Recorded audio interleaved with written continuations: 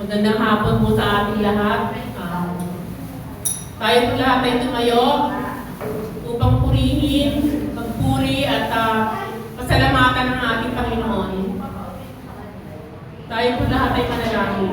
Ama namin nasa langit na may gawa ng langit at lupa, pinupuri ka namin, sinasamba ka namin, Panginoon.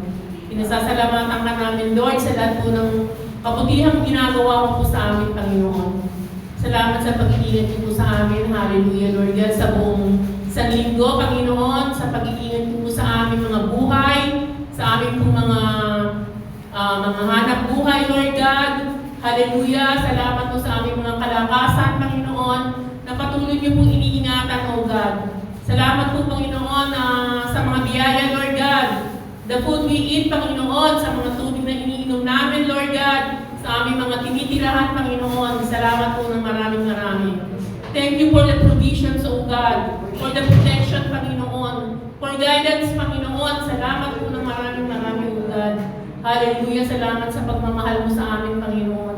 Patawarin niyo po kami, Panginoon, kung meron man po kami nagagawa sa inyo na hindi po nagiging kalugod-lugod sa inyo, Lord God.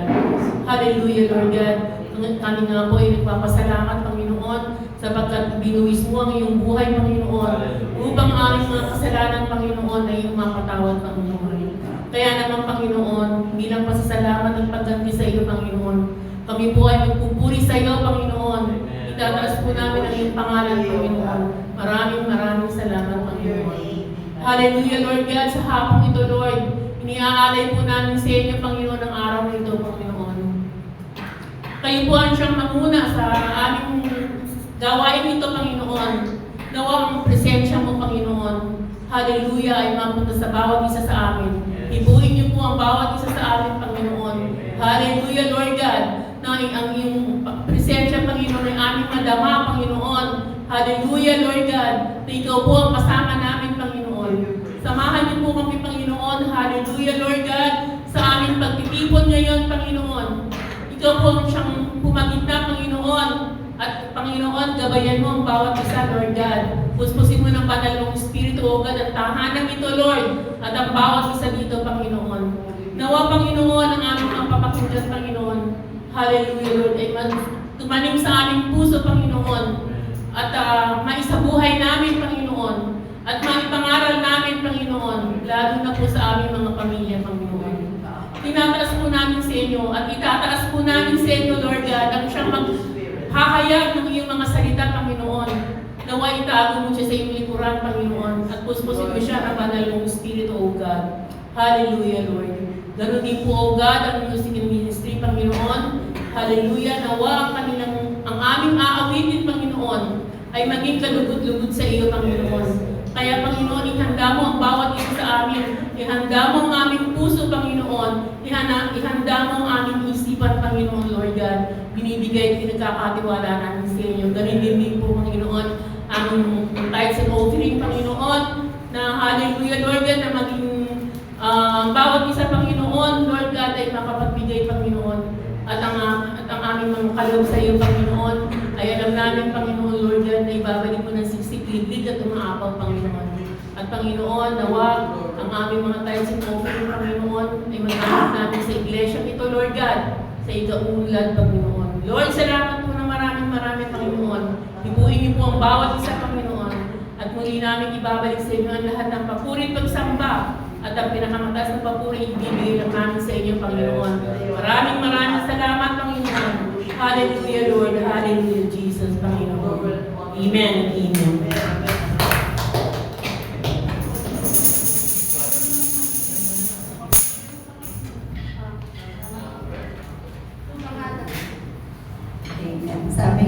Sabi nga salita ng Lord sa Psalms, I will praise thee, O Lord, among the people, and I will sing praises among the nations.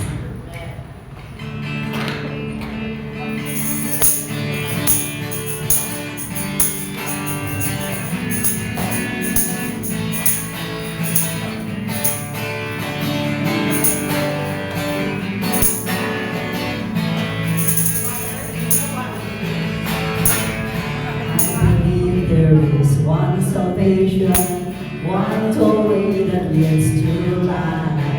Our redemption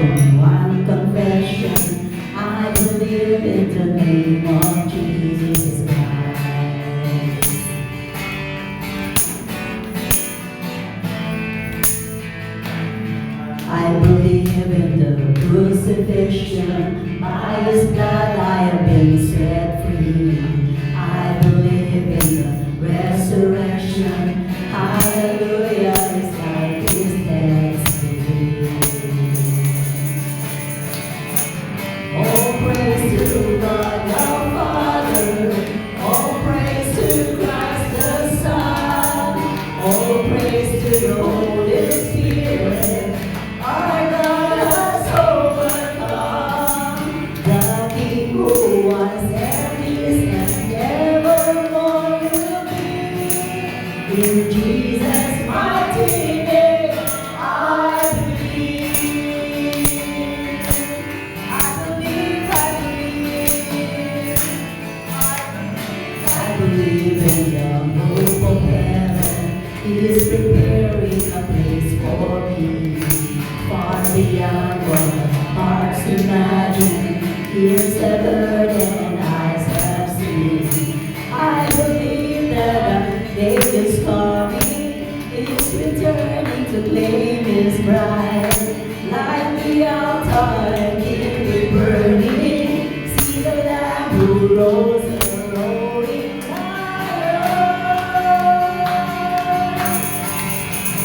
oh, praise to God the Father. Oh, praise to Christ the Son. Oh, praise to the Holy Spirit. Our God has overcome. The King who was and is and evermore will be. In Jesus' mighty name, I believe.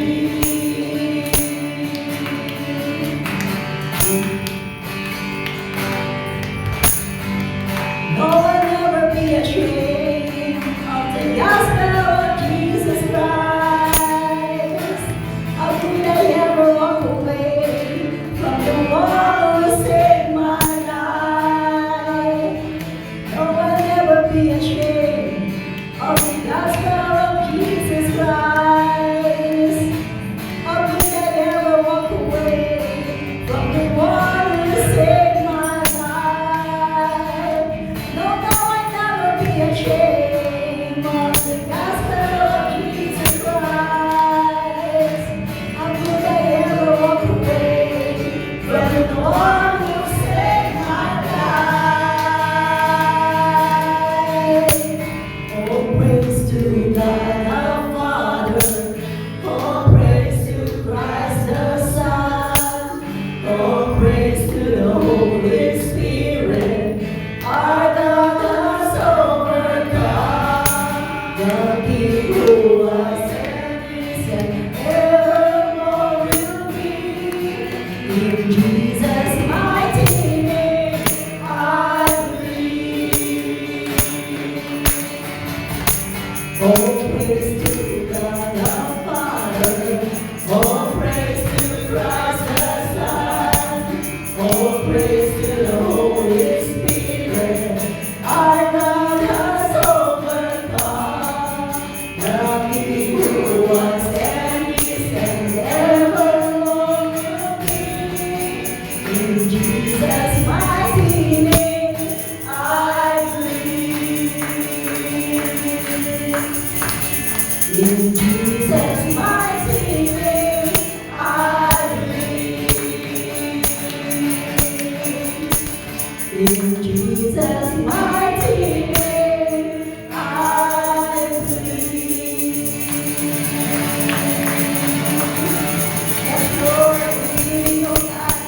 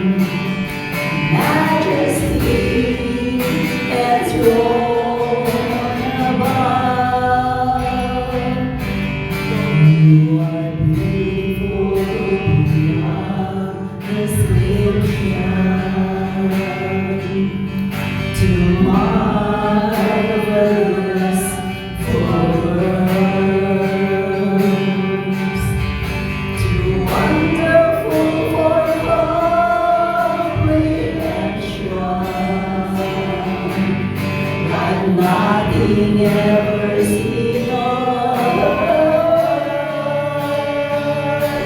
Who can grasp your infinite wisdom? Who can fathom the depths of your love? You are beautiful beyond description, majesty enthroned above. And I stand in awe of you. I stand in awe of you. Holy God, to whom all praise is due. I stand in awe of you.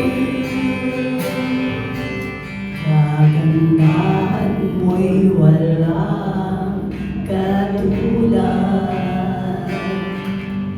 at kamangha-mangha.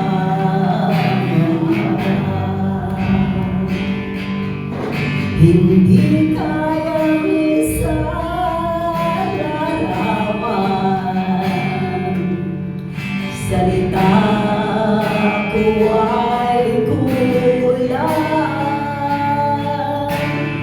Sino ang makakaunawa sa isipan at pag-ibig ko? Kagandahan mo'y walang katulad. Karangalan ay sa'yo, at ako'y namamangha sa'yo. Tunay na namamangha sa'yo. Lahat ng papuri ay sa'yo, aming banal na Diyos. Ako'y namamangha sa'yo. Tunay na namamangha sa'yo. Lahat ng papuri ay sa'yo, aming banal na Diyos. Ako'y namamangha, at ako'y namamangha sa'yo. Tunay na namamangha sa'yo. Lahat ng papuri ay sa'yo, aming banal na Diyos. Aming banal na Diyos.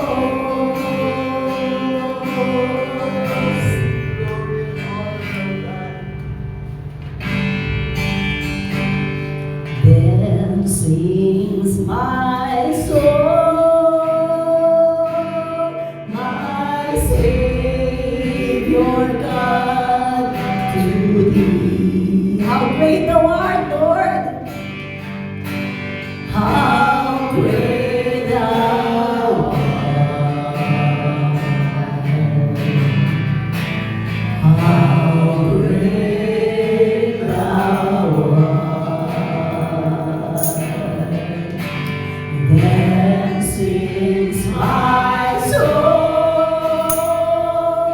my Savior God, to thee.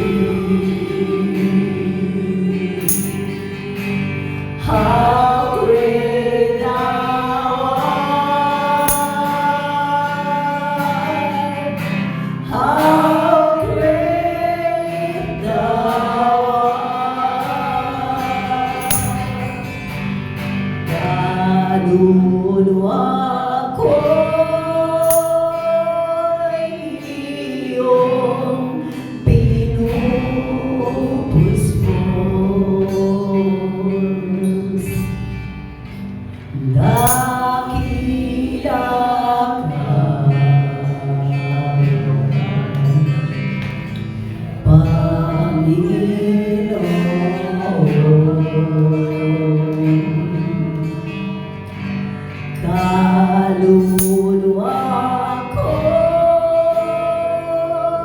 iyong pinupuspos.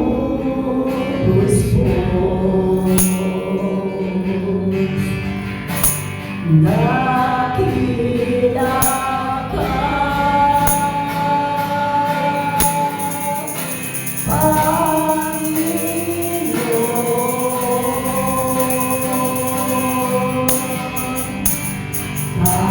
kaluluwa ko'y iyong pinupuspos.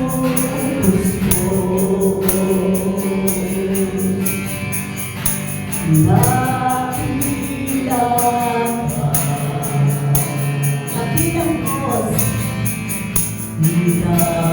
dakilang Diyos. Kaluluwa ko'y iyong pinupuspos.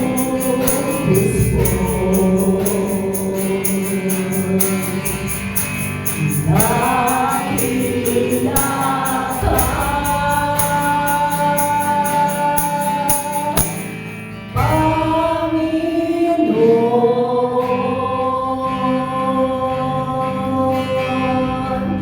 Dakila ka, Panginoon.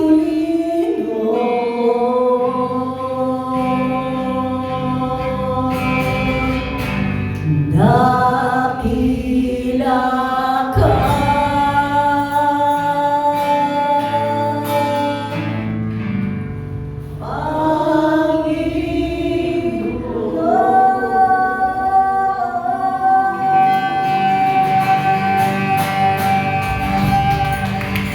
Hallelujah.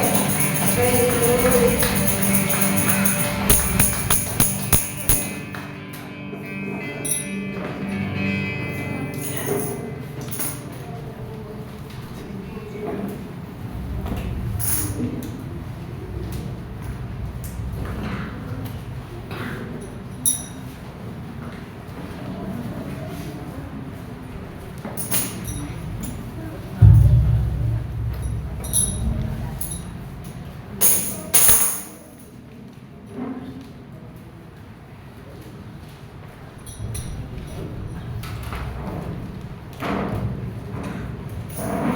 Muli natin palakpakan ang Panginoon. Thank you, Lord. Purihin si Lord. Amen.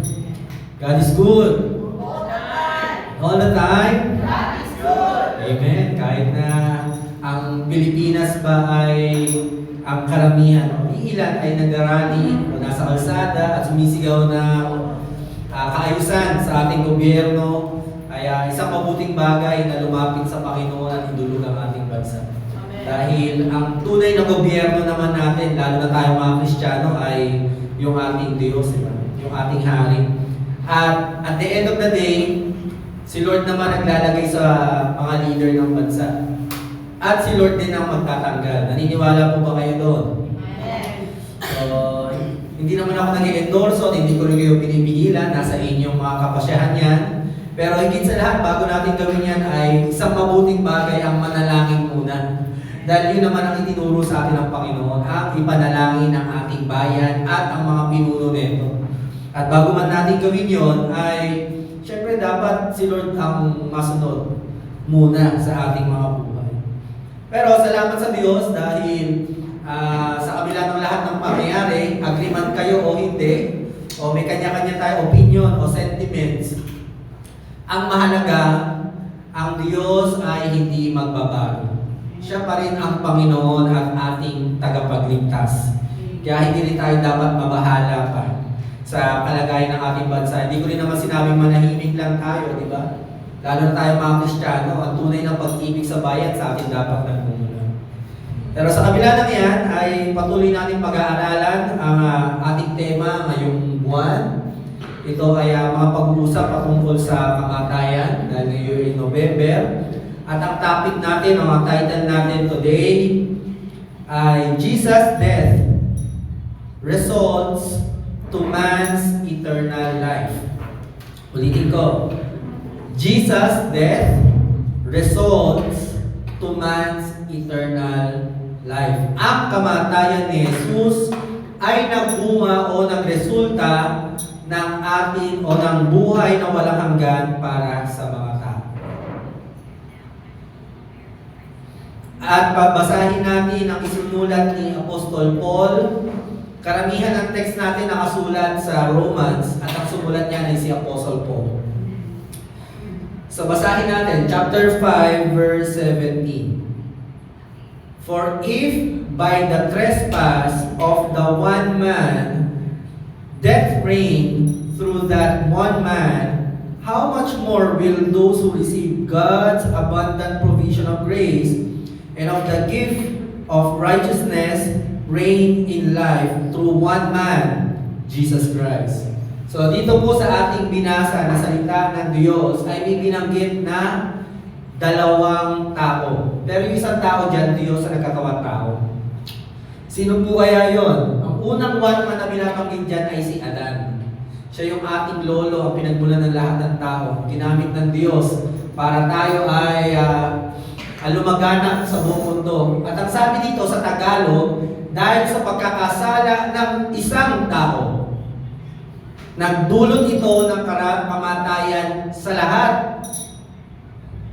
Pero dahil sa kamatayan ng isang tao din, na ating Diyos na nagkatawang tao na si Jesus, ay nagdulot ito ng biyaya para sa lahat din ng tao.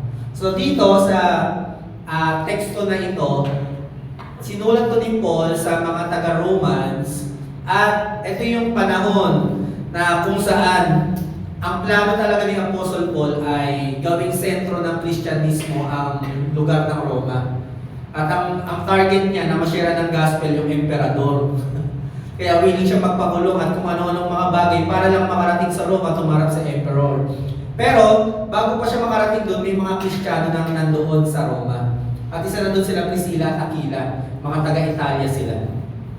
At dahil nga lumaganap ang Kristyanismo hanggang sa Roma, hindi pa sila ganun ka-mature sa faith. At dahil hindi pa nila nauunawaan talaga yung patungkol sa katotohanan ng Kristyanismo, iilan sa kanila ay nag-aaway-away. At ang sabi pa nga sa history ay nagrarayot-rayot sila doon. At ang ginawa ng emperador ay pinaalis lahat ng Hudyo sa Roma. Kasi nga, nagtutulot sila ng nakaguluhan sa lugar. Ano yung pinag-aawayan nila? Pinag-aawayan nila yung mga katotohanan sa Bible kasi nga hindi pa ganun kalinaw.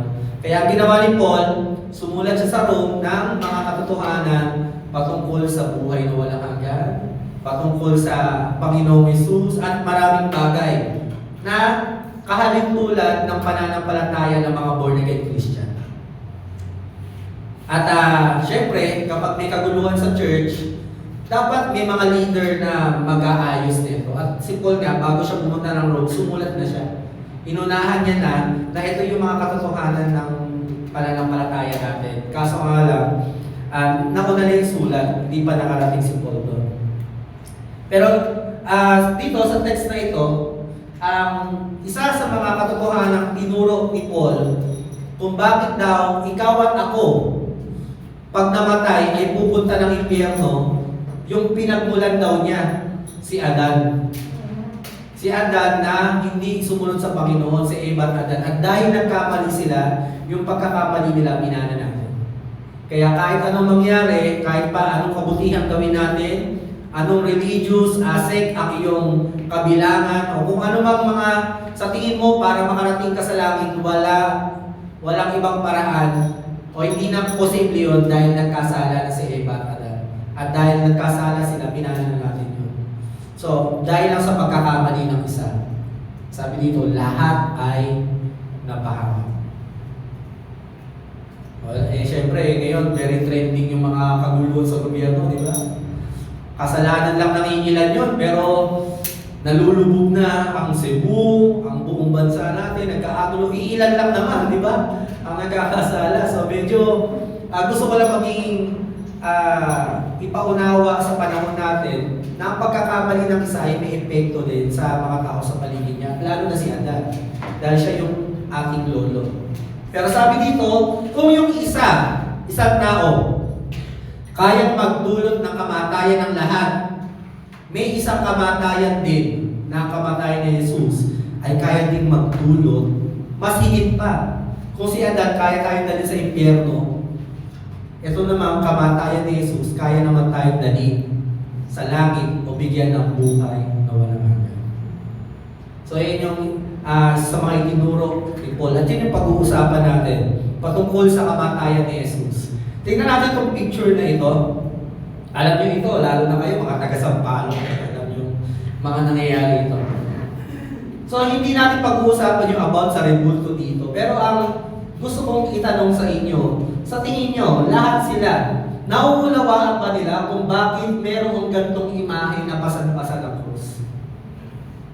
At bakit sila umahawak dyan, umahalik, umakit, nakikipagsiksikan?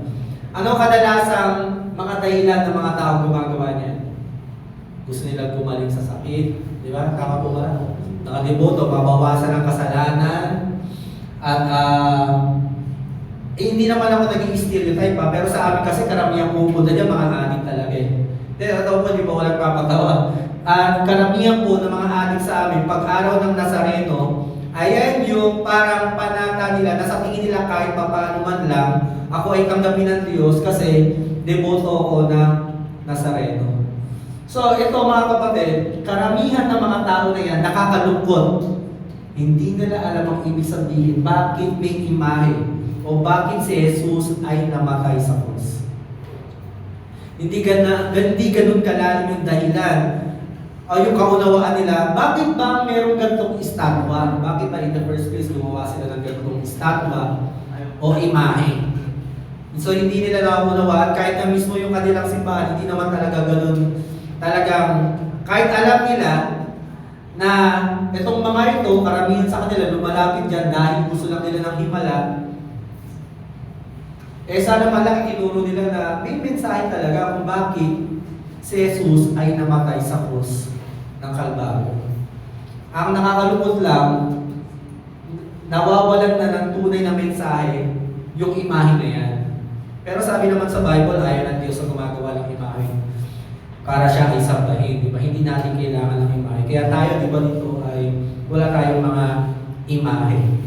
Pero hindi ngayon yung topic natin. Ang tanong dito, alam ba nila yung ibig sabihin ng kamatayan ni Kristo? O gusto lang nilang manalo sa loto? Gusto lang nila ng himala? Gusto lang nilang maging swerte? Baka kuha ng lubi, ilalagay sa pitaka para hindi nawawala ng pera yung kanilang mga bulsa? Ayun ba yung mensahe nito? Diba? Ayun yung nakakalungkot eh. Ang ganda ng mensahe sana kung talagang nandun yung mensahe na si Jesus, kung bakit namatay si Jesus sa cross. Kasi nananakaw eh, yung mensahe. Hindi lang nananakaw, nabababoy pa, di ba? Minsan, hindi naman natin sila husgahan kasi we cannot judge them eh. Hindi nga nila alam eh. Ang nakakalungkot lang, yung mismo mga leader, hindi na nga nila alam, hinahayaan pa nila na, hindi sige, maging ignorante kayo sa bagay na yan. Pero, ito yung magandang gagawin natin ngayong hapon. Pag-aaralan natin, ano ba talagang ibig sabihin ng kamatayan ni Kristo? Ano bang naidulot sa iyo noon? Ano ba yung bunga ng kamatayan ng ating Panginoong Jesus? Kaya dito sa church natin, tandaan niyo at sa lahat ng born-again churches, wala tayong gagawin dito maliban na lang sa tinuro ng Bible. Hindi sa sinabi ng mga matatanda, hindi sa nakasanayan, hindi sa kung ano man yung sa tingin mo na gusto ng Diyos, sa pananaw mo lang o opinion mo, kundi kung ano lang yung sinabi ng Bible. Kasi lahat naman ng tao may kanya-kanyang pwedeng sabihin, para mapalapit ka sa Diyos, ito gawin mo. Pero yung may sinabi ng Bible. Para mapatawad ka ng Diyos, magbuhat ka o pumunta ka dyan. Pero yung may sinabi ng Bible. Di ba hindi naman? Sinabi ba na ganyan yung gawin? Hindi naman. Pero sana nga sa mga ganitong gawain kahit pa paano ay mga tao ay magkaroon din ng kaisipan bakit pa nila ito ginagawa. Pero we love them. Hindi natin sila inuhusgahan. And we pray na isang araw ay maunawaan nila kung ano ba tong imahe, ano ba yung pinoportray ng imahe na yan? Hindi lang yan para kung ano mang gusto nating paniwalaan dahil nakasulat naman sa Bible yan. So number 1, ang dahilan kung bakit si Jesus ay namatay, death of Christ satisfies the justice of God. In Romans chapter 6 verse 23, sapagkat ang kabayaran ng kasalanan ay kamatayan. Ngunit ang kaloob ng Diyos ay buhay na walang hanggan sa pamamagitan ni Kristo Jesus na ating Panginoon. Ang sabi dito, ang kabayaran o kapalit ng kasalanan ay kamatayan. Yan ay batas ng Diyos. Kay Eva at Adan pa lang, pag nagkasala ka, mamamatay ka. Yun naman sinabi ng Diyos, di ba? Hanggang ngayon, at hindi magbabago yun. Parang sinabi natin na narinig din natin sa balita nakaraan, ang utos ng hari ay hindi dapat mabali. At ganun din ang Panginoon. Kung anong sinabi niya, yun na yun at hindi na magbabago. At nung sinabi niya, ang kasalanan ay nagbubunga ng kamatayan, hindi na po yan magbabago. Kaya kung ikaw at ako ay nagkasala, kailangan mong intindihin ito. Kung alam mo na ito, mas maigi na maging sariwa sa iyo. Kasi minsan, alam naman natin, kaso hindi na ganun kalinaw o hindi na ganun kalalim yung epekto nito sa atin.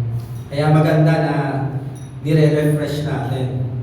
Pero sabi, ngunit ang kaloob ng Diyos ay buhay na walang hanggan sa pamamagitan ni Kristo Jesus na ating Panginoon. So dito, sinabi, ngunit, ibig sabihin, pagkatapos sabihin ng Diyos, pag nagkasala ka, mamamatay ka, pero, ibinigay ko si Jesus. Ang kaloob ng Diyos ay buhay na walang hanggan sa pamamagitan ni Kristo Jesus na ating Panginoon. Kailangan maunawaan natin na ang Diyos ay hustisya.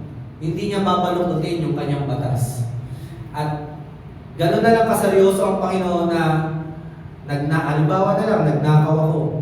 Batas yun Nagkasala ka anak, wala akong magagawa, kailangan ka makulong. Pero sa kabutihan ng Panginoon, dahil hindi niya pwedeng baliin yung batas na yon, siya yung nagbayad ng aking pagkakasala. At sinabi nga, yun yung libreng kaloob. Ibinigay ng Diyos na walang kabayaran, walang kapalit, basta binigay niya lang sa atin. Na imbis na ikaw at ako, ay siya yung nagbayad sa hustisya na dapat sana tayo yung magbabayad ng kamatayan. Sabi sa Hebreo chapter 9 verse 22, ayon sa kautusan, nililinis sa pamamagitan ng dugo ang halos lahat ng bagay na ginamit sa pagsamba. Kung walang pagbubuhos ng dugo bilang handog sa Diyos, wala rin kapatawaran ng kasalanan. So kasi ang Diyos, hindi naman yung pwede, sige, kalimutan na lang natin yung kasalanan mo. Hindi pwede, kasi para siya nagsinungaling sa kanya sarili, pero ang Diyos hindi magsisinungaling. Sinabi niya na kabayaran ng kasalanan ay kamatayan, mahal niya si Benedict. Paano yan? Anong gagawin ko? Mahal ko si Benedict, kayong mamatay yan ng walang hanggan. Hindi naman pwedeng forgive and forget lang. Alam naman natin na ang ginawa ng Diyos, imbis na dugo ni Benedict, ang dugo ng kanyang kaisa-isang anak. Ang kanyang ipinadana para sa ating mga pagkakasala.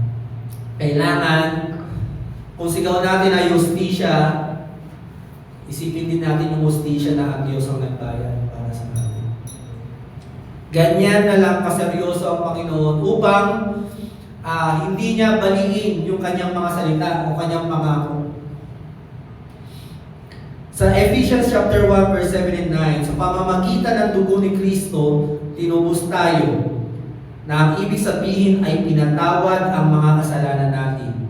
Napakalaking biyayang pinagkaloob sa atin ng Diyos. Binigyan niya tayo ng karunungan at pangunawa para maunawaan ang kanyang lihim na plano na nais na niyang matupad sa pamamagitan ni Kristo. So, pag sinabing tubos, di ba? Sabi ko nga sa inyo sa picture kanina alam ba ninyo talaga yung ibig sabihin niya? Yung sinabing tinubos, pinatawad sa kasalanan. Hindi lang yung kasalanan natin noon at ngayon, pati yung mga magiging kasalanan natin, pinatawad na ng Diyos. Pero, siyempre yung mga magiging kasalanan dapat ihihingi natin ng tawad. Pero ang maganda, nakahanda na yung forgiveness. Bago mo pa hingin yung kapatawaran, nakahanda na siyang patawarin niya. Ulitin ko bago pa tayo humingi ng tawad sa Diyos, bago pa natin isipin mag-sorry sa Kanya, siya na yung tumatawag sa atin na humingi tayo ng tawad sa Kanya. Ready na siya na patawarin tayo. Kaya kung minsan nalulubog tayo sa pagkakasala, minsan ako content tayo, di ako nakakin ng Bible study, di na naman nakapagsimba, di na naman ako nakapag-serve sa Lord, o pumalya ako sa tithing ko. Huwag mong hayaan na yung kasalanan mo magdulot para lumayo ka sa Diyos. Dahil bago ka pa humingi ng tawad, tinatawagan na niya para humingi ng tawad sa Kanya. Salamat na lang dahil gano'n ang ating Panginoon. Hindi na lang tayo pinatawad dahil pinatawad niya tayo mabuti siya o mabait, pero dahil may nagbayad. Meron na nagbayad sa kasalanan namin. Sabi sa Romans chapter 5 verse 9, since therefore we have now been justified by His blood, much more shall we be saved by Him from the wrath of God. Pag sinabing justified by His blood, pinatuwid ka na, tinitignan ka na ng Diyos bilang isang taong walang pagkakasala. Kaya siguro pag tayo immature Christian, tapos umarap sa Panginoon, isipin natin, may mga pagkakasala ko nagagawa sa Diyos. Pero kung tinanggap mo si Kristo sa puso mo, sa buhay mo, nanampalataya ka sa Kanya, hindi na alalahanin ng Diyos yung mga kasalanan. Hindi dahil sa kinalimutan niya lang, kundi dahil merong namatay na para sa ating kasalanan. Kaya nga, sabi dito sa last part, much more shall we be saved by Him from the wrath of God. Kaya masaya-masaya si Paul. Sabi niya, yes, hindi na ako haharap sa puot ng Panginoon kahit na ako ay nagkasala. Dahil tinanggap na ni Kristo yung puot ng Diyos para sa akin. Tinanggap niya na yun sa cross ng Calvary. Kaya ang ganda sana, kung yung mga tao na yan, na nasa picture kanina, siguro, hindi mo na isipin, manalo sa loto, pag nahawakan ko yan, baka swertein ako ng isang buong taon, hindi magkasakit ang pamilya ko. Hindi, mas maganda kapag, man lang diba tayo, ang nakikita natin, yung sakripisyo na ginawa ng Diyos para magkaroon lang, para hindi na tayo tingnan ng Diyos bilang mga kriminal, bilang mga makasalanan, o bilang mga marurumi. Pero dahil sa dugo ni Kristo, tinuring tayong matuwid. Pag titignan mo yung katabi mo ngayon, isipin mo ba walang kasalanan yan? Sa mata ng Diyos, walang kasalanan yan. Diba? Parang kung isipin mo, wala ba kasalanan to? By faith, walang kasalanan yan. Ganon tayong palinis. Wala kahit isang butil ng karumihan o kasalanan kapag tinitignan tayo ng kabanalan ng Diyos. Hindi dahil kung ano yung ginawa natin, kundi kung ano yung ginawa ni Kristo para sa atin. Number 2, death of Christ reconciled us to God. So ito yung maganda. Yung kamatayan ni Kristo ang nagpanumbalik ng magandang relasyon ng tao sa Diyos. So iba yung iba yung pinatawad ka na, pero wag mo na akong papansinin. Diba, namutang sa'yo. Hindi na mabayaran, patawad na lang ako. Sige, pinapatawad na kita. Basta wag ka nang mangungutang. Wag ka nang lalapit sa akin. Pero hindi lang tayo pinatawad ng Diyos. Kundi sa pamamagitan ng kamatayan ni Kristo, na ibalik yung magandang relasyon natin sa Kanya. Pwede na natin siyang tawaging Ama, Panginoon, at tagapagligtas. Pwede mo siyang lapitan. In Romans chapter 5 verse 10 and 11, for if while we were God's enemies, we were reconciled to Him through the death of His Son. How much more, having been reconciled, shall we be saved through His life? Not only is this so, but we also boast in God through our Lord Jesus Christ, through whom we have now received reconciliation. So, sabi dito, maipagmamalaki natin na anak ako ng Diyos. Hindi dahil sa mabait tayo, nagsisimba tayo, kung ano man yung religious acts natin, pero dahil sa ginawa ni Kristo, alam natin na papakinggan tayo ng Diyos. May nakapagsabi na ba sa inyo, bakit ikaw lang ba pinapakinggan ng Diyos? Oo! Pinapakinggan ng Diyos ang kanyang mga anak. Anak niyo yun eh. Naging anak ka ba ng Diyos dahil sa effort mo? O dahil sa membership natin? Hindi. Naging anak tayo ng Diyos nung tinanggap natin yung pag-ibig ng Diyos sa atin. Kaya sigurado ako napapakinggan ng Diyos yung dalangin natin. Kaya huwag tayong mag-aalangan kapag may mga tao na nanghihingi ng prayer na parang, Lord, baka mapahiya ka sa akin. Hindi. Papakinggan ka ng Diyos kasi anak ka niya eh. Kung paano ang anak pinapakinggan ng magulang, mas lalo ang Panginoon. Kaya nga sabi niya, ang isang ama ba kapag nanghingi ang kanyang anak ng tinapay ay bibigyan niya ng bato? Di ba hindi? Anak niya yun eh. Pag nanghihingi ba yung anak niya ng isda ay bibigyan niya ng ahas? Hindi. Kasi anak niya yun. Sabi, kung yung mga magulang pinapakinggan yung kanyang anak dahil sa magandang relasyon nila, mas lalo na yung ating perfectong magulang sa langit. Kaya tiyak, nasasagutin ng Diyos ang ating dalangin. Kaso nga lang, there are times, ang prayer natin talaga, iba-iba ang sagot ni Lord. Minsan yes, minsan no, minsan wait. Pero ang maganda sa lahat ng sagot na yan, lahat ng sagot ni Lord mabuti. Reading ko sa lahat ng sagot ni Lord, ayan yung pinaka-makakabuti sa atin. Minsan kasi hindi natin alam, ito yung gusto natin pero makakasama pala sa atin. Pero ang maganda, pag nananalangin tayo, lahat ng bagay kayang ibigay ng Diyos. Wala siyang hindi kayang ibigay. Makapangyarihan siya. At bibigyan niya tayo ayon sa kanyang kayamanan at kabutihan at kanyang kaluwalhatian. So, di ba minsan ang anak nahihiyang manghingi o kasi sa magulang niya, wala namang pera si daddy at si mami, nahihiyang manghingi. Hindi, ang Diyos natin, ayun ang maganda sa ating Panginoong Hesus. Ginawa niya sa atin, hindi lang tayo pinatawad sa kasalanan, inilapit pa niya tayo muli sa ating Diyos. O sa Kanya, ibinilat niya yung magandang relasyon ng tao sa Diyos.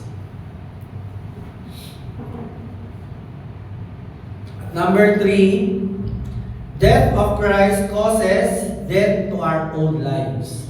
Ang kamatayan ni Kristo ay nagdulot din ng kamatayan natin, pero kamatayan ng dati nating pagkatao.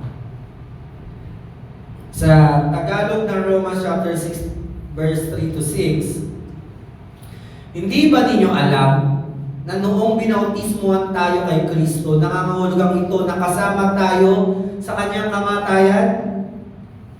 So patay ka na pala. Nung namatay si Kristo at nung tinanggap mo si Kristo sa pamamagitan ng baptism o bautismo, dinideclare mo na kasama nang namatay yung dati kong pagkatao. Kaya nga nung binautismuhan tayo, namatay tayo. At inilibing na kasama niya. Kung paano binuhay muli si Kristo sa pamamagitan ng dakilang kapangyarihan ng Ama, tayo rin ay mamuhay sa bagong buhay. At kung nakasama tayo sa kanyang kamatayan, tiyak na mabubuhay tayong muli. Tulad ng muli niyang pagkabuhay. Alam natin na ang dati nating pagkatao ay ipinako na sa krus kasama ni Kristo para mamatay. Kaya hindi na tayo dapat alipinin pa ng kasalanan. So ganito daw yung kamatayan ni Jesus. Nung namatay siya sa cross, at nung tayo ay nabuhay at nakilala natin si Kristo at tinanggap natin yung sabi, kasabay din daw namatay yung dati nating pagkatao. So kung ikaw, gusto mo ng buhay na walang hanggan, dapat pareho din tayo ng karanasan ni Kristo. Sinabi dito, para daw mabuhay kang muli, ano daw dapat mangyari sa atin? May kailangan mangyari bago tayo magkaroon daw ng bagong buhay o born again. O magkaroon ng bagong simula sa Diyos. Anong kailangan mangyari sa atin? Kailangan daw may mamatay muna sa yung dati nating pagkakao. Ayan po kapatid, ang nakakalimutan na madalas sa maraming born again. Nakakalimutan natin na kung gusto natin ang buhay na walang hanggan, kailangan mamatay muna yung dati nating pagkatao. Katulad ni Kristo na namatay yung kanyang katawan na nagbayad sa ating mga pagkakasala at muli siyang nabuhay. So kung gusto mo ng buhay na walang hanggan, kailangan maranasan mo rin yung kamatayan ng iyong laman. Ano ba yung kamatayan ng Pastor? Yung dati mong pagkatao na isinuko mo na sa Panginoon. Yung dati nating pag-uugali ng mga mundo. Di ba nga sa ating mga faith ay nakikita natin yung pagbabago ng buhay natin. Dati nagmumura, tapos nababawasan na hanggang sa wala na. Tapos kung may bisyo ka, nababawasan siya hanggang sa nawawala na. Kasi nga, napatay na yung dati mong pagkatao. So, gusto ko lang sabihin, hindi tayo pwede magkaroon ng buhay na walang hanggan o bagong buhay, maliban na lang, paniwalaan din natin na patay na yung dati nating pagkatao. Magkasama po yun. Hindi po pwedeng pag-iwalayin. Kasi ang tao gusto na lang buhay na walang hanggan. Hindi pwede. Kasi kung hindi mamamatay yung dati nating pagkatao at hindi tatanggapin ng Diyos. Doon sa kalangitan nyo, syempre magkakagulo sa langit, may nakapasok na kambing. Dapat lahat tupa lang. Biruin mo, meron sa langit, mga tao hindi nagmamahal sa Diyos, basta gusto lang nila langit. Ayaw namin kay Jesus, hindi namin susunod si Jesus. Basta gusto lang, ayaw lang namin sa impyerno. Pwede ba yun? Kaya pupuntahan natin si Jesus eh. Yung langit, presensya niya lang yun. Bunga lang yun ang kanyang kaluwalhatian. So, kung nais natin magkaroon ng buhay na walang hanggan, hayaan natin yung dati nating pagkatao, huwag na natin buhayin o hukayin pa muli yung inilibig na natin. Dahil wala na. Sabi nga sa last part, alam natin na ang dating pagkatao ay pinako na sa krus kasama ni Kristo. Kaya pag nakita kayo ng krus, magandang isipin na hindi lang si Kristo yung nandun, yung dati nating pagkatao na matay na. Para isipin mo, Lord, salamat. Dati hindi ako pala pray, hindi ako pala simba. Pag may umaawit na born again, nailimita ako, gusto ko, karaoke lang. Ganyan. Naririnig ko. Pero dahil nga tayo ay tinanggap natin si Kristo at nananahan ng Espiritu Santo sa atin, yung dating komportable lang tayo gumawa ng kasalanan, ngayon medyo nahihiya na tayo. Dahil yun sa bagong buhay na meron na tayo sa Panginoon. Kaya ang tawag ay born again. Pinanganak muli, ibig sabihin may bagong ikaw. Kaya kapag ikaw ay isa ng tunay na mananampalataya, medyo maninibago na sa iyo yung kamag-anak mo. Sabi, nagbabago na ugali mo ah. Dati ganito ka, dati ganyan ka. Siyempre, ikaw ngingiti ka na lang, tapos bisa isipin mo, mapapasalamatan mo na lang, Panginoon, salamat sa Diyos. Binago niya ako. So, may nakapagsabi na ba sa inyo yan? Hindi nyo maitatago yan. It will be so obvious at makikita ng mga tao na may pagbabago sa buhay mo. Isang bagay pa, balikan pala natin, sabi ko kanina, ang kamatayan ni Kristo nagdulot ng kamatayan sa dati nating pagkatao. So isipin mo, no? Kaya nga, lahat naman tayo nagkakasala. Pero iba kasi namumuhay sa kasalanan pa. So isipin mo, no? Pagkatapos ng mga tao na minsan nga habang nasa prosesyon, umiinom pa doon, tapos namumura, tapos nagnanakawan, tapos ganyan. Isipin mo, yung si Jesus na ito, na nagpo-portray, gusto niya ipakita na namatay siya para sa lahat. Ang mensahe niyan ay, nung namatay siya, dahil sa kabutihan niya, mamamatay na din yung makasalanan mong pagkatao. Ayun yung mensahe nun. Na ikaw, anak, dahil namatay ako, yung kasalanan na ayaw mo na, mamamatay na yan. Dahil kasama na yung namatay sa krus. At tayo din, mga born again. Tayo din, mga mananampalataya sa ating lahat. Kadalasan, alam na natin ito. Pero kapatid, hindi sapat na alam natin ito. Ang mahalaga, nararanasan natin ito. Kasi yun lang naman, nandoon yung katotohanan na talagang naunawaan mo at nararanasan mo yung kamatayan ni Kristo. And let's not give in sa mga false teaching na sinasabi na hindi, basta tanggapin mo lang si Kristo sa buhay mo. Totoo naman yun yung simula eh. Pero dapat tanggapin mo rin yung napakaraming katotohanan na nakapaloob doon. Kasi yung iba selective lang eh. Ito lang yung gusto paniwalaan. Lalo na sa panahon natin, may tinatawag na nga tayong confirmation bias. Na kung ano lang yung gusto mong marinig, yun lang yung paniniwalaan mo. Sabi nga, in the last days, di ba, ang mga tao, pakikinggan lang yung gusto nilang mapakinggan. Paano ito? Sinasabi ngayon ng Bible, katotohanan dito. Kung totoo dyan 3:16, totoo din ito. Sinasabi niya na, yung dati mong pagkatao, kailangan mamatay yan. At yung iyong bagong pagkatao ay bunga na totoong naranasan mo yung kamatayan ni Kristo sa iyo. And death of Christ revealed the love of God to mankind. Ito ang maganda. Hindi mo titignan yun dahil ay swerte, pag nahawakan ko yan, ako, hindi magkakasakit ang pamilya ko. Hindi yun yung makita mo eh. Kailangan ang makita mo kapag naaalala mo si Kristo, yung kamatayan niya o nababasa mo sa Bible, yung kamatayan niya, kailangan, isa sa mga makita mo din yung gaano kanya kamahal. Minsan hindi, parang kulang pa yung pag-ibig ni Kristo. No, hindi. Kailangan makita natin yung lalim ng pag-ibig ng Diyos sa atin. Kaya nga sinabi, I have been crucified with Christ. It is no longer I who live. Sabi ni Paul, napako na ako sa cross kasama ni Kristo, yung dati niyang pagkatao, napako na yan. At hindi na ako yung nabubuhay. But Christ who lives in me. Si Kristo na.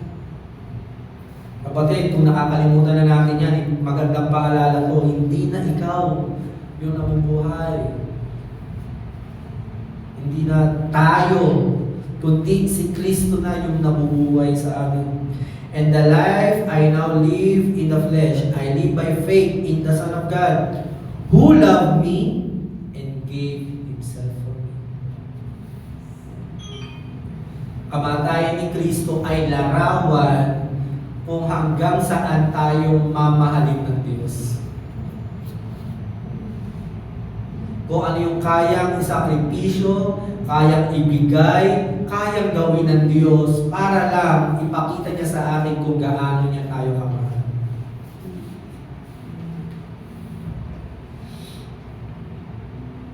Kaya yung mga Hudyo sa mga Old Testament, hindi nila maunawaan na yan Kristo na yan ba yung Diyos? Nakapako sa cross? O kung Diyos ka nga, umalis ka dyan sa cross? Pero hindi nila alam, siya talaga yung tunay na Diyos at yung pagkapako niya sa cross ay pagpapakita niya hindi na kapangyarihan na ng Diyos, kundi yung pagpapakita niya ng pag-ibig para sa kanila. Bulgar na yung pag-ibig ng Diyos pero hindi nila makita dahil may iba silang gusto makita. Pero ipinakita ng Diyos sa atin ang kanyang pag-ibig sa ganitong paraan. Kayo kapatid, paano mo nasabing love ka ni Lord? Sa ganito ba? Ganyan? Ito, sinabi ng Bible, sa ganitong paraan, pinakita ng Diyos ang pag-ibig niya. Sa Romans yan, chapter 5, verse 8. Pero ipinakita ng Diyos sa atin ang kanyang pag-ibig sa ganitong paraan. Kahit noong tayo'y makasalanan pa, namatay si Kristo para sa atin.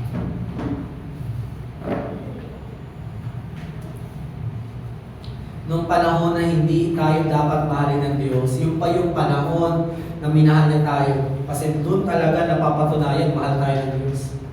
Sabi nga sa Book of John or 1st or 2nd John, kapag nag-alay ka ng buhay sa isang mabuting tao, pwede pa mangyari yun eh. Pero pag nag-alay ka ng buhay sa masamang tao, imposible yun. Pero dito ang Panginoon sinabi niya, pinakita ko ang pagmamahal ko sa iyo. Hindi dahil sa meron kang pamilya, meron kang tahanan, malusog ka, buhay ka pa. Hindi lang yan yung pagpapakita ng Diyos ng kanyang pag-ibig sa atin. Lahat yan ay bunga ng pag-ibig ng Diyos. Pero sabi niya, Dito talaga pinakita ng Diyos kung gaano niya tayo kamahal nung namatay siya para sa atin. Nung tayo ay namumuhay pa, nag-e-enjoy pa sa kasalanang buhay natin noon. Kaya nga kapatid, hindi ka minahal ni Lord dahil, uy, mahal ka na ni Lord kasi nagsisimba ka na sa NIJ o nagsiserve ka na. Hindi. Minahal tayo ng Lord nung panahong hindi pa natin siya kinikilala, namatay na siya para sa atin. Hindi ka, tayo makapalang generation natin, hindi pa tayo pinapanganak, pero may pag-ibig na walang hanggan na ibinigay na sa atin ng Diyos pamamagitan ni Kristo. Ibig sabihin, bago pa ipanganak, ikaw at ako, may pag-ibig na walang hanggan na nakaabang sa iyo na yayakapin ka. At hindi tayo dapat mabahala pag nagkaanak o apo tayo, di ba?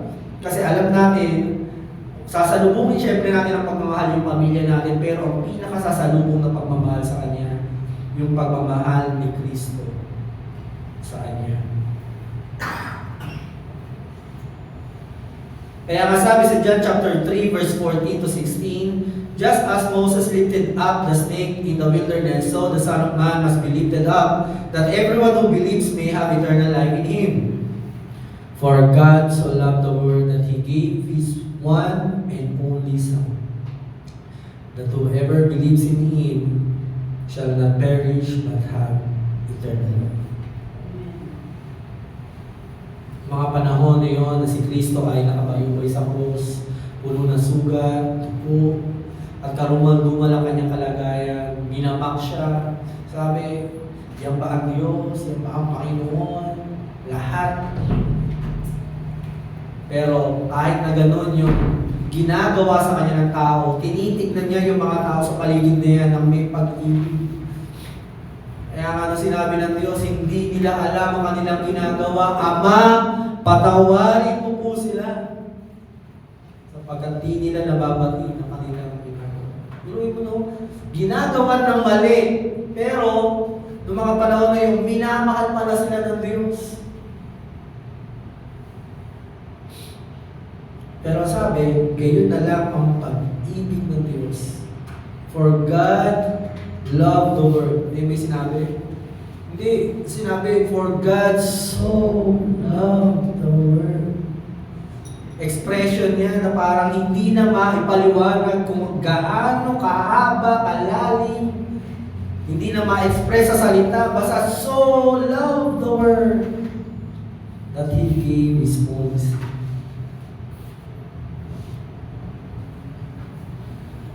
Ang Diyos nagbigay ng kanyang anak para sa atin. Death of Christ revealed the holiness of God. Ang kamatayan ni Kristo nagpakita o ipinahayag nito kung gaano kabanal ang Diyos. The wrath of God is being revealed from heaven against all godliness and wickedness of the people who suppress the truth by their wickedness. Sabi yan sa Romans, sa chapter 1, around verse 20 yan, ang sabi, si Kristo ang nagpakita kung gaano kaseryoso ang Diyos, kung gaano siya kabanal, at gaano niya ayaw makita ang kasalanan, na kahit yung anak niya mismo, pinahintulutan niya o talagang pinili ng Diyos Ama, Anak at ang Espiritu Santo na si Kristo ay mabayubay sa krus. Dahil ganun kaseryoso, ganun kagalit ang Diyos sa kasalanan. Ganun ka ayaw ng Diyos yung kasalanan na hinayaan niya at plinano ng Diyos na linisin ang pagkakamali ng tao. Kaya kapatid, yung kasalanan natin na nagagawa, maliit man yan, God is holy. He will never approve any of our sin. Isipin na lang natin, ano ibinunga ng pagkakasala ng tao. Umabot sa punto na ang Diyos mismo natin na may likha ng langit at lupa ay mamatay sa krus dahil sa kasalanan.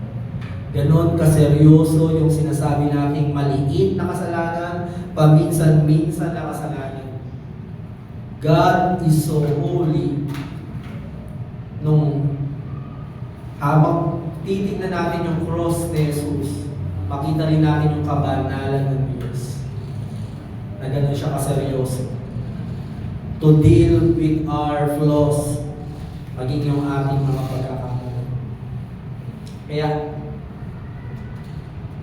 as much as possible, when we are experiencing the presence of God, when we are hearing the Word of God, let's put our attention to it. Appreciate every single moment that God is encountering with you. Prayer man ito, pagbabasa natin ng Bible, fellowship man natin sa Bible study, sa gawain natin every Sunday, yung pagsiserve natin dito, gawin natin yan lahat. With all reverence, with mataas sa paggalang sa Panginoon. Dahil yan yung nagpapaalala sa atin yung mga ginagawa natin na ito para hindi natin makalimutan yung tamis ng pag-ibig ni Kristo sa atin, yung kabutihan niya sa atin. The death of Christ revealed that He is the Savior. Ito na po, dito tayo magtatapos. For God did not send His Son into the world to condemn the world, but to save the world through Him. Ito ang maganda rin sa Panginoon natin. Parang okay lang din naman na parang makipagbila ko sa inyo, pag sumunod kayo, pagpapalain ko kayo, pag nagkasala kayo, mamamatay kayo. Actually, maganda naman yung ibinigay niya kay Eva at Adan, di ba? Piliin na lang yung mabuti. Kaso, masakit, tayong mga tao, pinili pa natin magkamali. Pero nung sinabi, sa pamamagitan ng ating pagkakasala, ay naipahayag ng Diyos na hindi lamang siya mabuti. Hindi lang niya tayo minamahal. Pinakita ng Diyos na handa niya tayong iligtas kahit na tayo ay magkamali. I am the Lord, besides me there is no Savior. Matagal na sinabi ng Diyos, sabi niya, ako ang Panginoon at maliban sa akin walang ibang tagapagligtas. Na sinabi ng Diyos, ililigtas ko kayo palagi. At sobrang seryoso ng Diyos sa kanyang mga salita na ito. Alam niyo po mga kapatid, kahit pa umabot sa punto na ang kanyang mga kamay ay mabutas ng pako sa cross, kahit ang kanyang mga paa ay magkasugat sa cross at ang buong katawan niya at tanggapin ang puot ng Diyos, pupunta siya doon para iligtas niya tayo. Kaya isipin mo kapatid, kung ang Diyos nagawa niya tayong iligtas kahit nasusuungin niya lahat, kahit pa ang kapalit ay kamatayan niya, kamatayan ng kanyang anak, susuungin niyo ng Diyos para lang iligtas ka at ako. Kaya isipin mo, ano ba yung kalagayan mo ngayon? Hindi ka ba ililigtas ng Diyos sa bagay na yan? Kaya tayong iligtas ng Diyos kung hahayaan natin na iligtas niya tayo. Kaya sabi ng kanyang mga salita, whoever declares that Jesus is Lord shall be saved. Oras na nalulugmok na tayo sa kalaliman ng kadiliman ng buhay, bunga man natin ito ng pagkakamali o pagkakamali ng iba, pag tinawag mo daw si Jesus at tinawag mo siyang Panginoon, ikaw ay kanyang ililigtas. Dahil kung ililigtas niya tayo at sinuong niya kahit ang kamatayan sa cross, mas ililigtas niya tayo sa kahit anong sitwasyon ng ating buhay. Amen?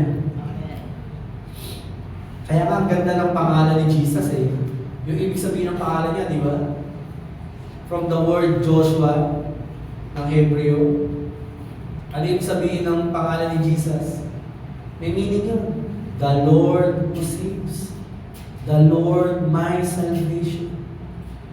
Ayan ang pangalan ni Jesus. Kaya pag tinatawag mo siya, pag sinabi mo in Jesus' name, Lord, nagliligtas. Ayun agad yung ibig sabihin nun. Pag binabanggit natin yung pangalan ng Diyos. Kaya mas maganda, binabanggit na lang natin yung pangalan ng Panginoon kaysa mga problema. Lord, dami yung problema. Banggitin mo na lang si Jesus. Dahil pag binabanggit mo yung pangalan niya, dinideclare mo, Panginoon ko, iligtas mo. Yan yung ibig sabihin ng pangalan niya. Parang awkward naman, no? Yun yung ibig sabihin ng pangalan niya, pero hindi niya gagawin. Pero yun yung pangalan niya.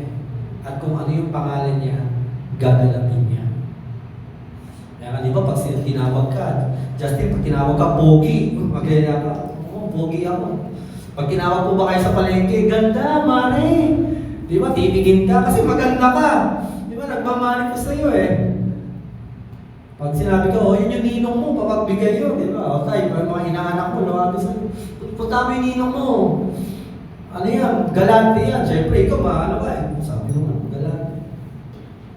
Ito si Jesus. Ibig sabihin ng pangalan niya, He is Savior. Ako, kahit din ako habang pinag-aaralan ko ito, I'm so amazed to the Lord. Sapat na mabuti siya, no? Sapat na may pag-ibig siya sa akin. Pero, iba pa yung pag sinabing Savior siya, ibig sabihin, extension pa ito ng kabutihan niya na kapag nagkamali ka, abutin kita dyan. Yung biyaya ng Diyos, ang ibig sabihin nun, ibibigay niya sa atin yung higit pa sa dapat nating tanggapin.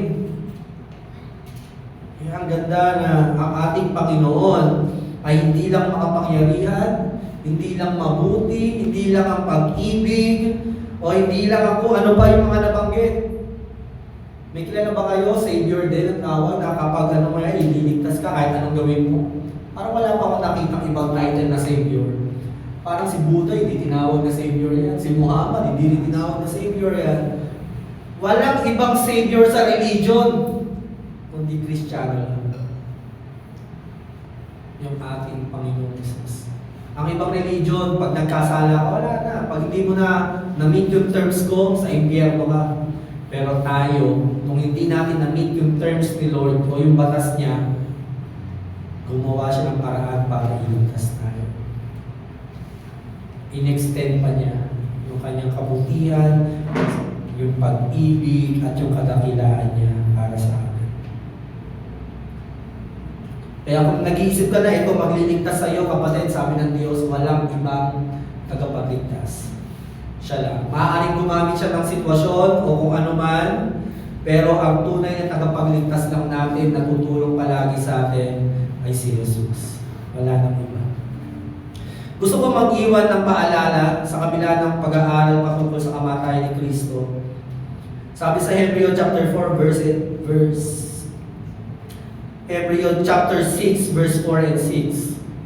It is impossible for those who have once enlightened, who have tasted the heavenly gift, who have shared the Holy Spirit, who have tasted the goodness of the Word of God and the powers of the coming of age, and who have fallen away to be brought back to repentance. To their laws, they are crucifying the Son of God all over again and subjecting Him to public disgrace. Bakit ko nilagay itong verse na ito? Gusto ko lang po yung maalala sa atin, isang beses lang po namatay si Kristo. At kung hindi pa sapat para sa iyo yan, para magbago ang buhay mo, magsimula ka sa pananampalataya, kung hindi pa sapat ang kamatayan ni Kristo, para paniwalaan na sapat ang kanyang biyaya o kung magkaroon ka ng buhay na walang hanggan, kung hindi pa sapat ang kamatayan ni Kristo at magpapatuloy pa rin tayo sa ating mga maling gawin, wala nang iba kabayaran. Nakita natin kanina ang yaman ng kamatayan, yung epekto, the efficacy of the death of Christ. Pero kapatid, gusto ko din iwan sa iyo, isang beses lang namatay si Kristo. At itong isang beses na ito, kailangan natin itong i-appreciate, we need to nourish it. Kailangan mong pangalagaan ito. Kailangan mo hayaan na maghari ang katotohanan na ito sa iyo. Dahil kung hindi, wala nang ibang paraan, wala nang kaligtasan pang natitira sa atin. Value the death of Christ. Pahalagahan natin yung kamatayan ni Kristo. At kung tayo magkukumunyan nga, di ba? Let's take that moment talaga. Seryosohin natin. Kung nakakaramdam ka na parang natatouch ka, Lord, hayaan mo, bumuhos yung emotion mo. Kaya ginawa ang emotion hindi para sa partner, ginawa yan para sa Diyos. Yung lakas mo, gamitin mo yan para laging maalala yung biyaya ng Diyos. Hindi para sa pera, yung talino mo, karunungan mo, lahat ng meron tayo. Let it all be centered to Jesus Christ. kailangan mo lahat yan gamitin mo para hindi mo makalimutan yung katotohanan ng kabutihan ng Diyos sa atin.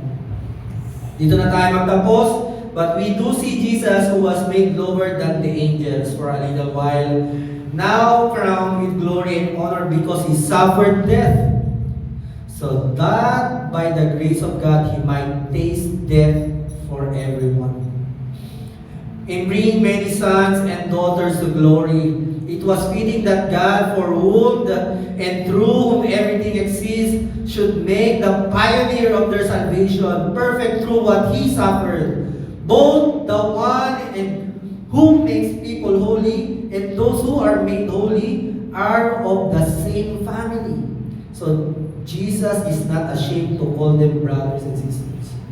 Una sinabi dito, ang ating Diyos daw binaba niya ang sarili niya mas mababa pa sa amin. At sinabi dito, para sa biyaya ng Diyos, siya na yung titikin ng kamatayan para hindi na ikaw yung makaranas ng kamatayan. Siya na daw yung, ako na ang mamamatay, huwag lang ikaw. Ganun yung ginawa ni Kristo sa atin. Namatay siya para hindi mo na kailangan mamatay. Kahit 1 year, hindi na kailangan. Kahit 1 week, hindi na kailangan. Ang sabi ng Diyos, ako na. Sa biyaya ko, ako na ang mamamatay para hindi mo na maranasan. At sabi dito, dahil doon, ituturing niya tayong pamilya. Mga kapatid, mga anak ng Diyos. At sabi nga, in the last part, so Jesus is not ashamed to call them brothers and sisters. Kaya pag nasa langit na tayo, proud na proud ang ating Diyos, ang ating Panginoon, mga anak ng Diyos, mga kapatid ko sa pananampalataya, mga mananampalataya, come, lumapit kayo. Dahil namatay na ako para sa inyo. So we are family in the Lord. Dahil sa kamatayan niya, ibinilang tayo sa pamilya ng Diyos. Kaya, syempre, hindi dapat pagdating na natin doon, nahihiya po. Kasi hindi naman ako pala sa hindi naman ako ganyan. Hindi. Huwag kang mahihiya. Dapat you are proud that because of what we did, kahit pa ako, kahit hindi naman ako pwede magmalaki, naglingkod dyan sa Lord ng ilang taon. Hindi, wala kami may pagmamalaki. Kahit si Pastor Gilbert, nung nasa langit na, hindi niya may pagmamalaki yung title niya. Ang baong-baong niya, yung biyaya ng Diyos. And he is welcome and accepted as a family. Ayan na si Pastor Gilbert. Baka nila tinawag ng Pastor yan. Ayan si Gilbert. Let's receive him. May bagong pangalan na pala siya sa langit. We don't know. He was welcome in the family of God. Hindi kaibigan, hindi lang kung sino. Diba? Hindi tinanggap siya bilang pamilya. Kayo po ba? Huling tanong. Pag may pumasok po ba sa bahay nyo na pamilya, tinatanong nyo, pumapasok ka, di ba? Hindi. Welcome ka. Pamilya ka di ba?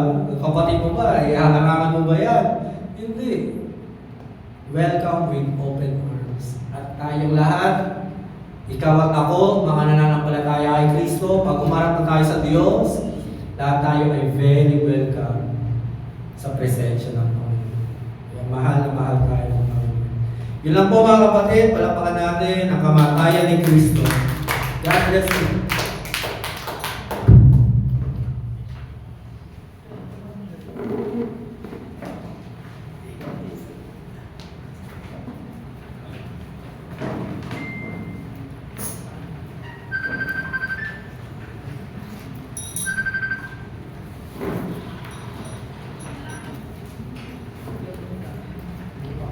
Praise God.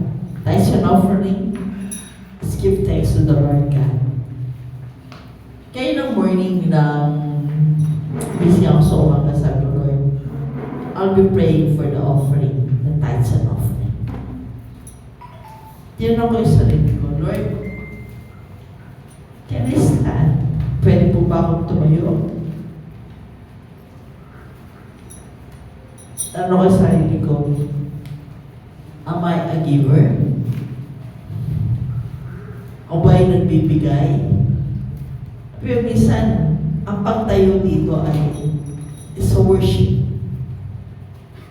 Hindi lamang pagtayo. sabi nga nila, Pastor, if I preach the Word of God, I should know first the Word of God in me. Praise and worship. Are you praising para lang masabing magaling ka? Sister Vicky. Kaya po ang pagtayo dito sa harapan, it's a worship. Let's make it holy. Kapag sinabing, I pray for the tithes and offering, dapat manguna sa akin. Ako ba talagang nagbibigay ng tithes ko, ng offering. Sa akin, boss po, na sa company, minsan may mga trabaho, uutos. Minsan sabihin mo, ayoko, pwede ayoko. But the more ayokong gawin, sabihin ko, Lord, it's a challenge. I'll do my work with my best because I'm your child. Gusto ko makita ng amo ko na I do it hindi dahil dahil sinasweldo ko. But the more na sinasabi ng sarili ko na ayoko, the more I'm challenged because I'll do it for your glory. Gusto ko makita nila na ako'y anak ng Diyos. Gagawin ko itong best for them to see. Riyan si Jiggy. Okay ang trabaho. Same with God. Kapag may ginawa tayo, lagi nating isipin, nakakabit yung pangalan ni Jesus sa atin. Let's give it the best shot. Kaya mga kapatid, ng college ko po ang bawang isa. Kung ano man po ang ating gagawin, ano man ang calling, ano mang service na gagawin natin sa Panginoon, let's give it the best worship, the best shot, the best prayer, and the best for our Jesus Christ. Tayo pong lahat ay manalangin sa hapon ito. Ang ating best na pagbibigay sa Panginoon. Amang Diyos, tunay nga po, Ama, ang lahat ng ito, the tithes and offering, is nothing. Ito'y walang kapuluhan. Kung ito'y pagbibigay lamang para sumunod sa kautusan. But Lord Jesus, I surrender all. I will give you my tithes and offering with a humble heart. Dahil alam ko ng lahat ng ito ay nagmula sa iyo. Ito ay hindi akin. Yun, ito ay pinagkatiwala mo lamang. Ang mga trabaho na pinagkukunan ng tithes, offering, ang mga business, mga allowances, ito'y nagmula sa iyo. Kaya nararapat lamang na iba-ibigay ko sa iyo ang best na dapat kong ibigay. Ito'y magamit sa ikalwalhati ng iyong pangalan, paglago ng gawain, at higit sa lahat, Ama, may I obey your word in giving with love in my heart. Patuloy kong pinapanalangin, Ama, ang aming mga kumpanya na pinagtatrabahuhan. Ang mga business, Lord God, kaano man ito kalaki, kaliit, ito'y galing sa iyo at magyayamanin ko. Ang mga allowances, maraming salamat sa nagbibigay. Tuloy nga po, Ama, patuloy mo kaming turuan. Paano nga po ba talaga ang magbigay sa iyo? Na may pagtitiwala na kami sumusunod, nagmamahal, at nagpupuri sa iyo. Sa iyong mataas na papuri, mataas na pagsamba at pasasalamat sa tanging pangalan ni Jesus. Amen. Amen.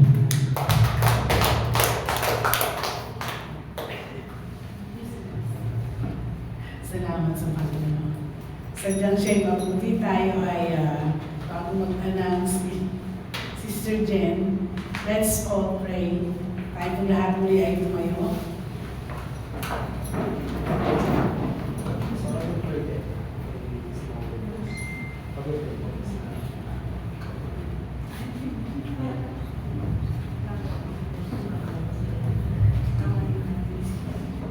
Si Sister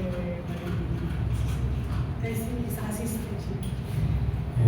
Bilang, kasi pagpe-pray po natin, Sister Chiki, saka si Sister Vicky. Sila po ay magiging bahagi ng ating leaders sa church. Kasama po si Sister Vicky, number 1, at saka si Sister Jen. Kaya tinatawagan natin po Sister Chiki, Sister Vicky, Sister Chiki po para sa evangelism and discipleship, Sister Vicky para sa ating pong church board.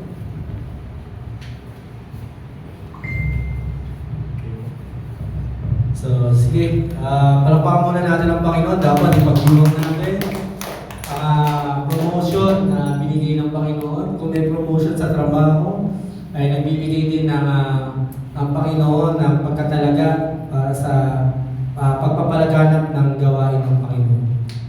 At pag-pray natin sila, ilahan natin yung ating kamay tulad ng sa Book of Acts. Inilalakad nila yung kanilang mga kamay upang mga Espiritu ng Diyos sa kanila ay dumaloy din sa mga tao ay pinapanalangin nila. Magbanggit tayo ng panalangin at humingi tayo sa Holy Spirit na mga panalangin na nais niya sabitin ng ating mga labi.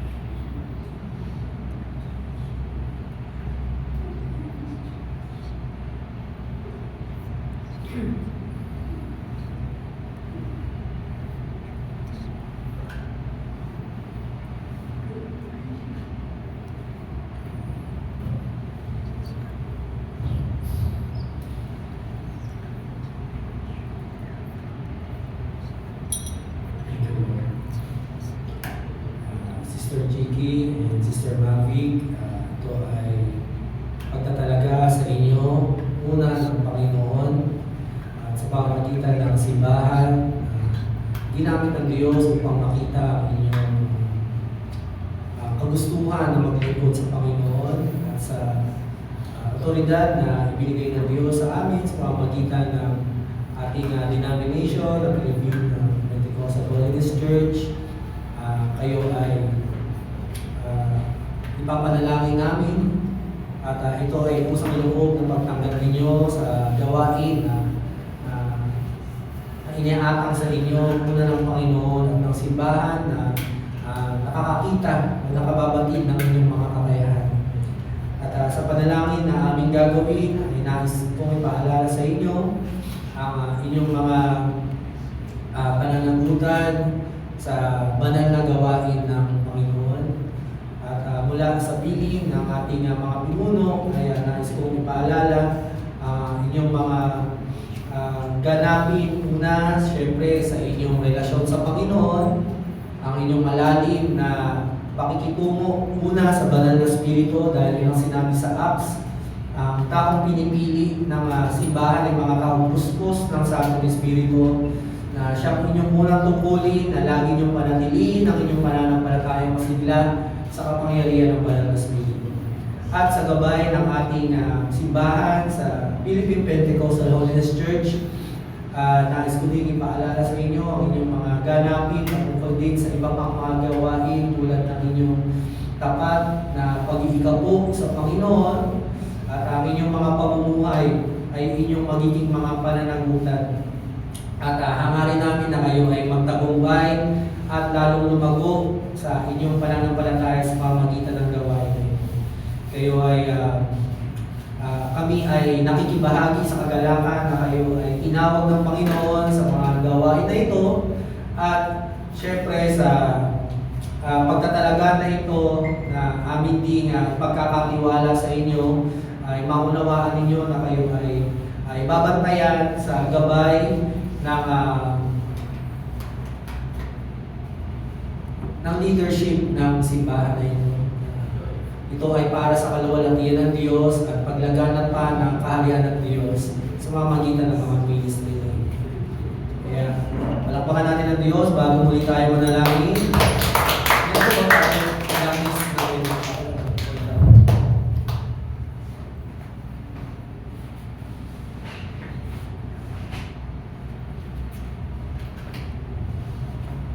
sige po, dito po kayo sa harap. Harap na kayo dito. Kayo po mag-anoint pa sa harap.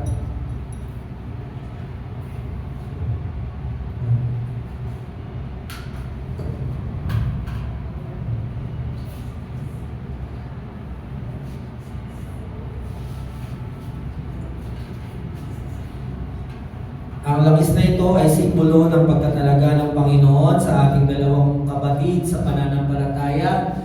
At tayo ay nagagalak dahil ang Diyos ay hindi nagkakamali sa kanyang mga pinipili.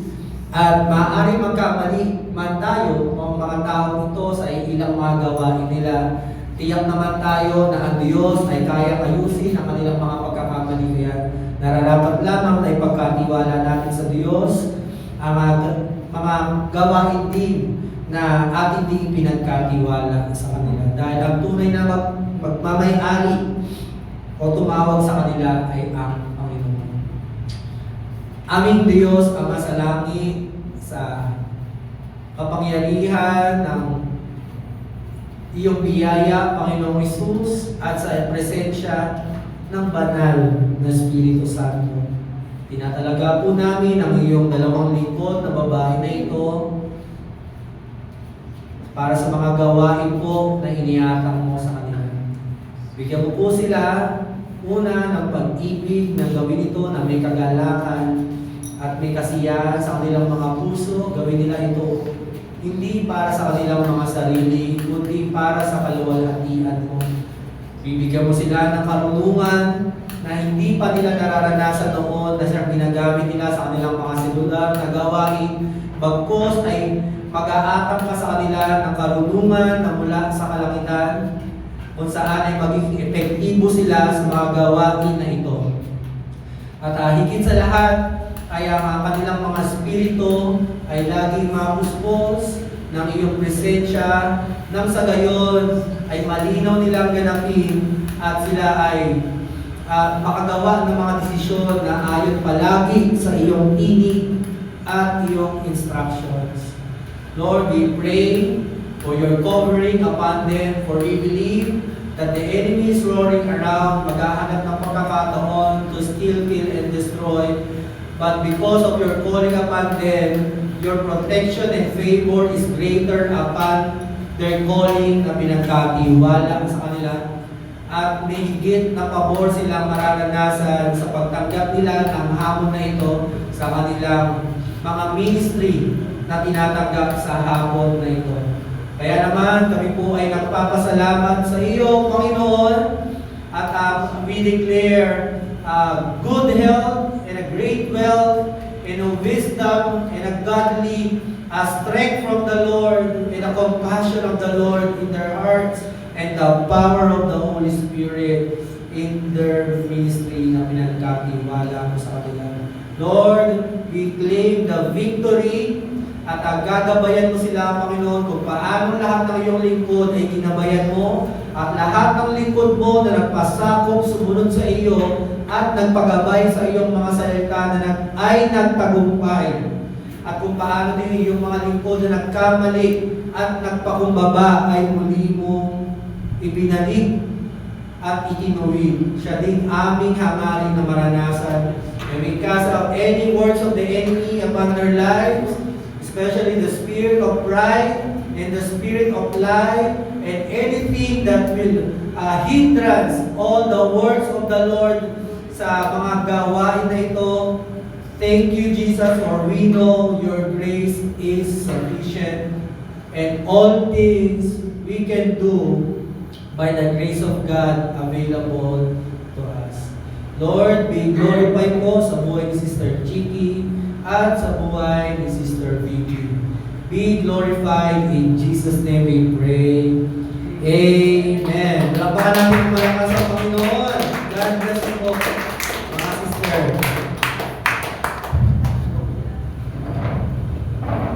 Kahit ang lahat ay manalangin. Lubos kami nagagala, Panginoon, at ang aming mga kalakasan, aming mga iniwan namin ng mga interes sa mundo.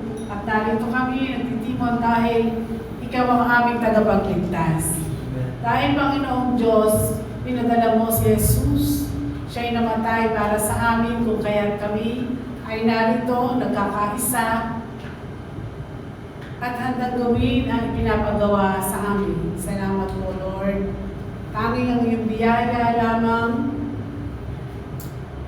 sa pamamagitan ni Jesus ng iyong anak ang siyang makakapagligtas sa amin. At kami lubos nagpapasalamat, Panginoon, sa kaligtasang natamo namin, Panginoon, dahil sa pananampalataya na nanggaling din sa iyong dakilang biyaya. Salamat po ng marami. Salamat dahil sa kamatayan ni Jesus, nagkaroon kami at nasedyohan kami ng iyong banal na Espiritu. Dahil sa kamatayan ni Jesus, ang aming mga kasalanan ay napatawad. Salamat po, Lord. At ang biyaya mo ay sumagana sa aming mga buhay. Salamat po, Panginoon. At ang kaligtasan yon ay dahil sa iyong anak na minsang namatay para sa amin. Dahil walang ibang kaligtasan kundi sa kamatayan lang ng Panginoong Jesus na hindi pwedeng gayahin namin mga tao o kahit na sinong namatay, Panginoon, yung mga namatay na sinasamba sila, kundi ang kamatayan lang ni Jesus. Salamat po at itinuro mo sa amin ito, Panginoon. Pahalagahan namin ito dahil sa iyong banal na Espiritu na bibigay sa amin ng lakas. Kaya nga, Panginoon, katulad na sinabi ni Paul, panghawakan namin ang kaligtasan ito, working it out by faith sa aming mga buhay hanggang sa ika'y dumating. Salamat po, dakilang Diyos. Kaya nga, mga kapatid kay Kristo, ang biyaya ng Panginoong Jesus, ang pag-ibig ng Diyos at ang pagkikipisa ng Espiritu Santo ay mapa sa ating lahat. Sa pangalan ni Jesus, Amen. Amen.